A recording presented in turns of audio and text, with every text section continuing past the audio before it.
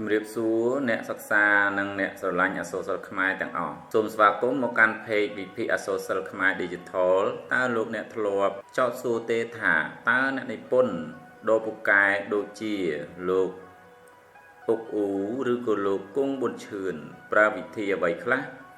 ដើម្បីឲ្យស្នាដៃរបស់គាត់មានភាពអស្ចារ្យយ៉ាងនេះសំណួរនោះគឺពាក់ព័ន្ធទៅនឹងអក្សរសិល្ប៍វិទ្យាពាក់ព័ន្ធទៅនឹងសិល្បវិទ្យានេះឯងសិល្បវិទ្យាគឺជាវិទ្យាសាស្ត្រដែលសិក្សាអំពីវិធីសាស្ត្រ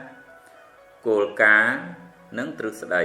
នានាដែលប្រើនៅក្នុងការតែងនិពន្ធអក្សរសិល្ប៍វាបង្រៀនយើងឲ្យដឹងថាតើស្នាដៃអក្សរសិល្ប៍មួយត្រូវបានបង្កើតឡើងដោយរបៀបណា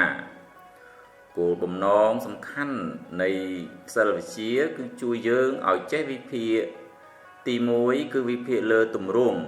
ដូចជាកំណាព្យបែបប្រឡំលោកឬក៏ល្ខោនទី2វិភាគលើខ្លឹមសារដូចជាការប្រើប្រាស់តួអង្គឆាកនិមិត្តរូបនិងសិល្បវិធីផ្សេងៗ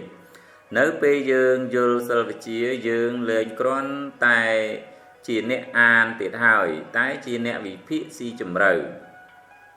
ដូច្នេះសិល្បវិទ្យាគឺជាផែនទីបង្ហាញនៅផ្លូវសម្រាប់រុករកពិភពអក្សរសិល្ប៍ដើម្បីបន្តស្វែងយល់ពីរបៀបប្រើប្រាស់សិល្បវិទ្យានេះក្នុងការវិភាគស្នាដៃខ្មែរសូមកុំភ្លេចចុច like និង share វីដេអូនេះឬក៏សំឡេងនេះនិងរងចាំទស្សនា